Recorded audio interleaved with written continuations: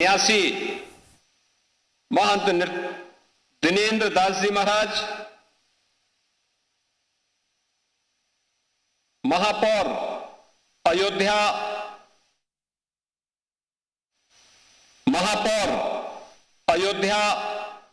महंत गिरीशपति त्रिपाठी जी, जिला पंचायत अध्यक्ष श्रीमती रोली सिंह जी, मान्य विधायक गण श्री वेद प्रकाश गुप्ता जी, अमित सिंह चौहान जी, चंद्रभानु पासवान जी, रामचंद्र यादव जी, अभय सिंह जी, आज के इस समारोह में उपस्थित सभी पूज्य संतजन, श्री राम जन्मभूमि तीर्थ क्षेत्र न्यास से जुड़े हुए हमारे सभी पदाधिकारीगण, उपस्थित सभी भक्तजन और उपस्थित बहनों और भाइयों,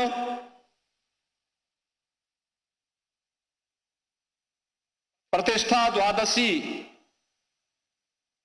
के आज के इस आयोजन के अवसर पर मैं सबसे पहले देश के रक्षा मंत्री जी का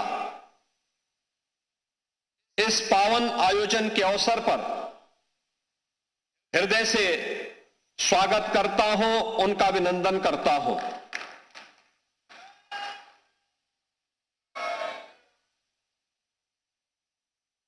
माननीय रक्षा मंत्री जी ने उत्तर प्रदेश के मुख्यमंत्री के रूप में कार्य करते हुए भी और उत्तर प्रदेश सरकार और संगठन के विभिन्न दायित्वों का निर्वहन करते हुए श्री राम जन्मभूमि आंदोलन में उनकी प्रत्यक्ष भूमिका रही है और इसीलिए आज 500 वर्षों के बाद श्री राम जन्मभूमि पर प्रभु रामलला का विराजमान होना, मंदिर का यह भव्य स्वरूप देख करके वह अत्यंत अभिभूत हैं, आनंद की अनुभूति कर रहे हैं, गौरव की अनुभूति कर रहे हैं। और चूंकि उन्होंने उस आंदोलन में सक्रिय भूमिका का निर्वहन किया, तो स्वाभाविक रूप से आज के इस समारोह में जब प्रतिष्ठा द्वादशी के इस अवसर पर माता अन्नपूर्णा के मंदिर में सनातन धर्म की ध्वजा का आरोहण का कार्य वह कर रहे थे, तो उन्हें मैंने अत्यंत भावुक होते हुए भी देखा है।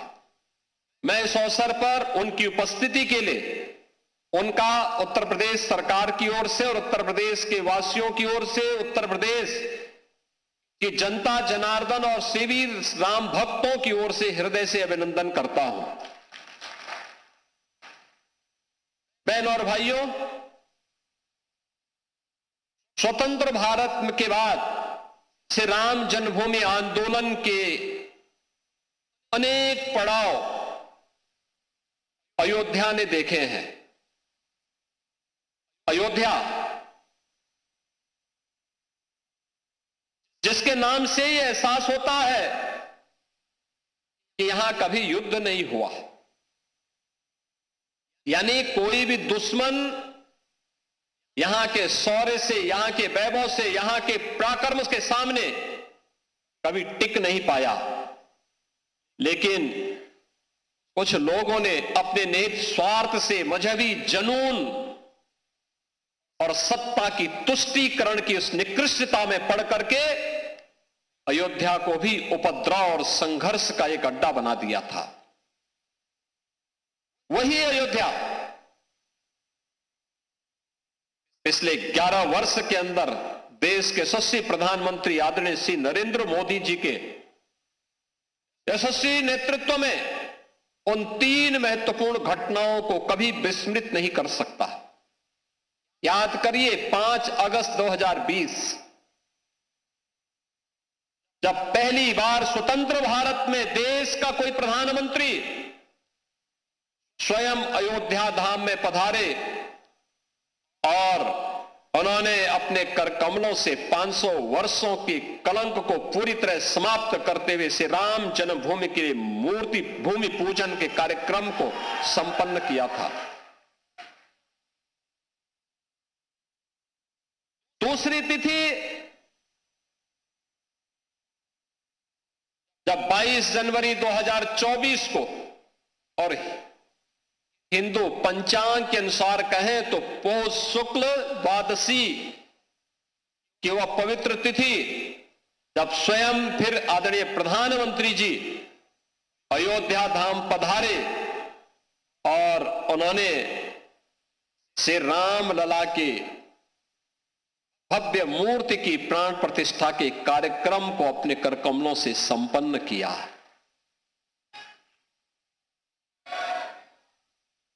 तीसरा,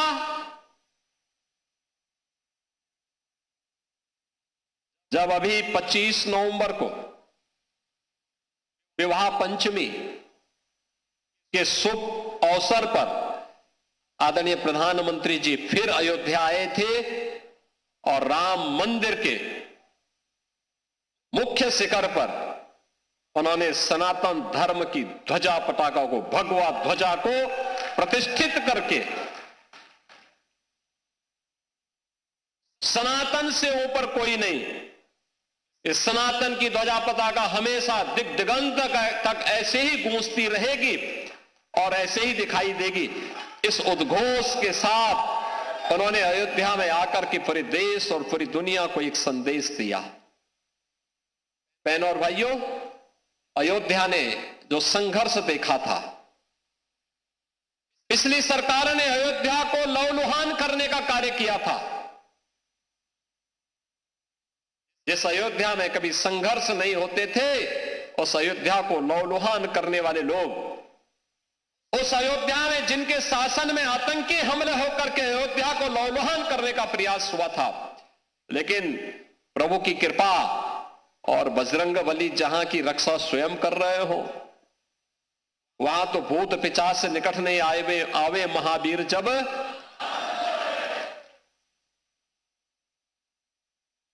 हनुमानगढ़ी में भगवान यानी हनुमान जी महाराज स्वयं विराजमान है। कैसे कोई आतंकी यहां घुस जाता,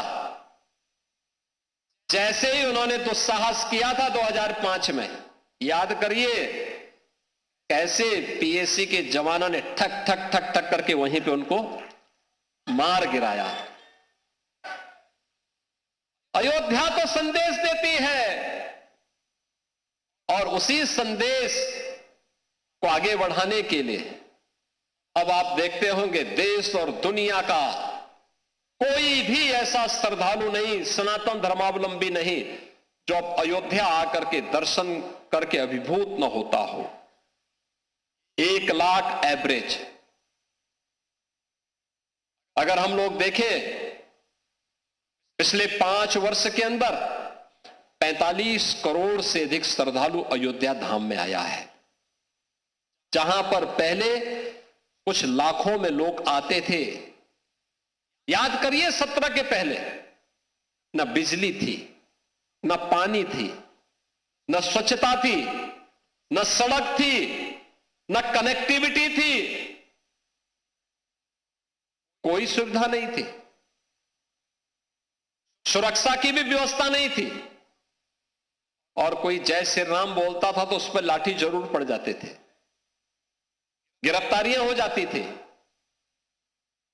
आज तो आप देश में जाइए, राम राम बोलिए, जय श्री राम बोलिए, और अब तो भारत सरकार की योजना भी जी राम जी के नाम पर ही आ गई है, जो रोजगार की सबसे बड़ी स्कीम बनने जा रही है।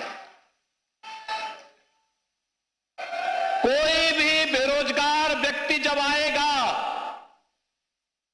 और कहेगा कि मुझे रोजगार चाहिए अपनी ग्राम पंचायत में, साल में 125 दिन का रोजगार की गारंटी उसको उसके गांव में मिल जाएगी, तो जी राम जी हो गया। बहनों और भाइयों, अयोध्या आज दुनिया की पहली सोलर सिटी, भारत की पहली सोलर सिटी के रूप में अयोध्या आ गई है। सूर्यवंश की राजधानी, पहली सोलर सिटी। अयोध्या में अंतर्राष्ट्रीय एयरपोर्ट महर्षि वाल्मीकि के नाम पर, रेलवे की डबल लाइन के साथ अयोध्या नाम जुड़ गया है। बेहतरीन कनेक्टिविटी अयोध्या का, लखनऊ से, गोरखपुर से, प्रयागराज से, काशी से, हर ओर से। अब अयोध्या में क्या नहीं है। जिस अयोध्या में सिंगल लेन की सड़कें थी, आज चारों ओर से 4 लेन की सड़कें। और कोई भी श्रद्धालु आता है, किसी भी सीजन में आए, आराम से दर्शन करता है, अभिभूत होकर के, मस्त होकर के फिर जाता है, अभिभूत होता है। और हमारी पीढ़ी सचमुच सौभाग्यशाली है।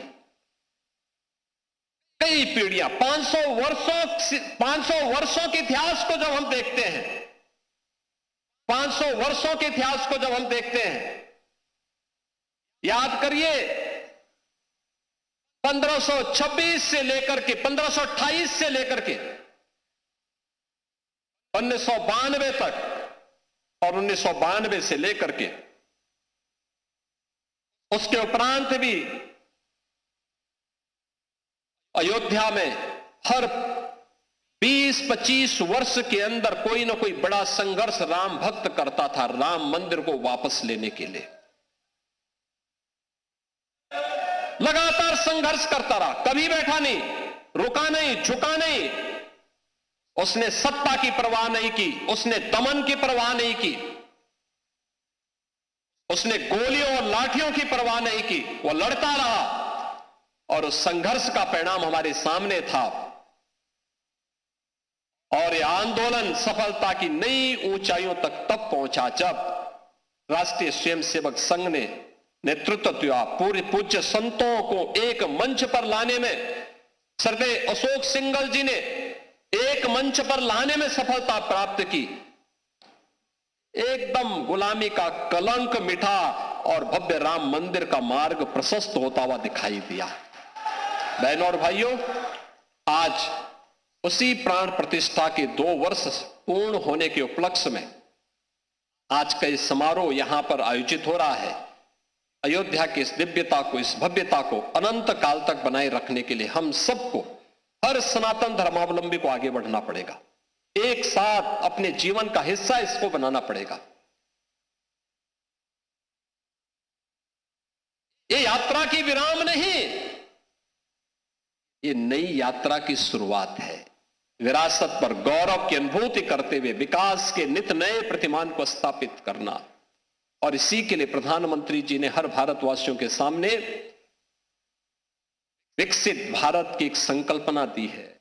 यह देश जब आजादी के 100 वर्ष पूरा करेगा, हर भारतवासी के सामने एक संकल्प होना चाहिए, और वो संकल्प होना चाहिए कि हमें अपनी विरासत का संरक्षण करते हुए अपने स्तर पर, जिस क्षेत्र में हम हैं, जिस फील्ड में हम काम कर रहे हैं, वहां उत्कृष्टतम कार्य करके दिखाना है। अपने देश के लिए, सनातन धर्म की ध्वजा पताका को ऊपर उठाने के लिए हम सबको मिलकर के सामूहिक प्रयास को आगे बढ़ाना पड़ेगा। और यही प्रयास भारत को दुनिया की एक बड़ी ताकत के रूप में स्थापित करेगा।